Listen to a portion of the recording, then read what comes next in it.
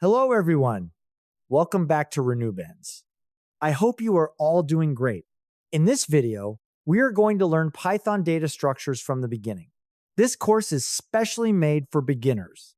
So if you have never learned data structures before, don't worry. I will explain every topic step by step with simple examples. By the end of this course, you will understand how data is stored, how to organize it, and how to use the right data structure in Python. So let's get started. Before writing any code, let's understand what a data structure is. A data structure is simply a way to store and organize data. Imagine your room. If everything is scattered everywhere, it is difficult to find something. But if everything is organized in different shelves, you can find anything quickly. Data structures work in the same way. They help us organize data so that our programs become faster and easier to manage. Python gives us many built-in data structures. Some of them are strings, lists, tuples, sets, dictionaries. Later, we will also learn stack, queue, trees, graphs, and many more. Now let's see our first example.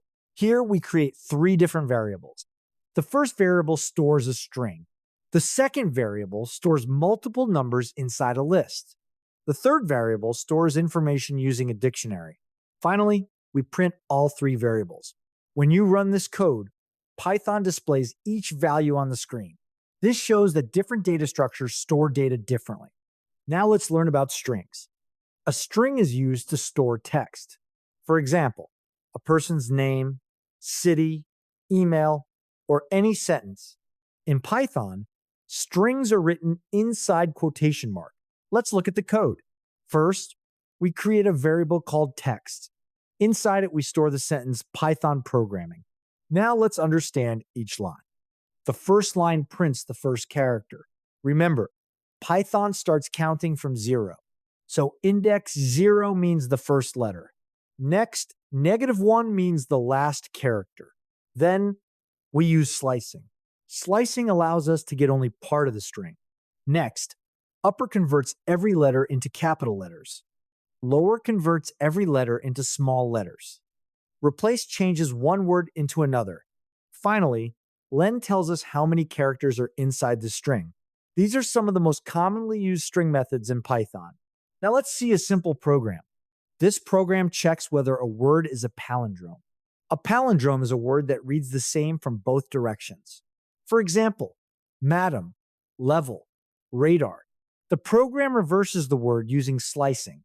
Then it compares the original word with the reversed word. If both are equal, it prints palindrome. Otherwise, it prints not palindrome. Now let's move to lists. A list is one of the most commonly used data structures in Python. A list can store multiple values inside one variable. Unlike strings, lists are mutable. That means we can change them anytime. We can add new items, remove items, or update existing items. Here we create a list of fruits. The append method adds a new fruit at the end. Insert adds a fruit at a specific position. Remove deletes an item from the list. Finally, we print the updated list. Very simple. Now we work with numbers. Max gives the largest number, min gives the smallest number. Sum adds all numbers together. These built-in functions save us a lot of time. Now let's see list comprehension. List comprehension allows us to create a new list in a single line. Instead of writing a loop, Python can generate the entire list automatically. Here, we create square numbers from 1 to 5. The output becomes 1, 4, 9, 16, 25. This method is shorter, cleaner, and faster. Now, let's learn tuples. A tuple is similar to a list. The biggest difference is a tuple cannot be changed after it is created. That means you cannot add, remove, or replace values. Tuples are useful when the data should never change. For example, months of the year, days of the week, or mathematical coordinates. Here we create a tuple containing 3 colors. We access values using indexes, just like a list. We also use count to count how many times a value appears. Index tells us the position of a value. Then we perform tuple unpacking. Instead of accessing each value separately, Python automatically stores each value into separate variables. This makes our code cleaner. Now let's learn sets. A set stores only unique values. If duplicate values are added, Python automatically removes them. This makes sets useful whenever we want unique data. Here we create two sets. Now we perform four operations. Union combines both sets.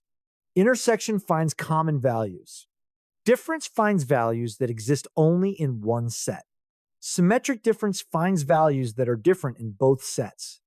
These operations are very common in mathematics and computer science. Now let's learn dictionaries. A dictionary stores data as key and value pairs. Think about a real dictionary. Every word has a meaning. Similarly, every key has a value. Here, name is the key. John is the value. Age is another key. 25 is its value.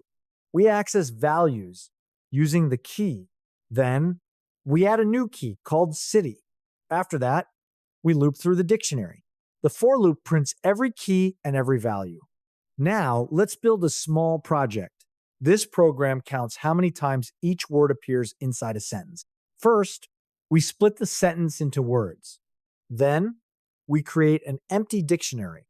The program checks every word. If the word already exists, its count increases. Otherwise, Python creates a new entry. Finally, the dictionary shows the frequency of every word. This is one of the most common interview questions. Congratulations! Now you understand the first 6 Python data structures. In the next video, we will learn stack, queue, arrays, and linked lists. These are very important topics for coding interviews and real-world programming. If you enjoyed this video, please like, share, and subscribe to the channel. Also, let me know in the comments which topic you want me to explain next. Thank you so much for watching. I will see you in the next video. Happy coding!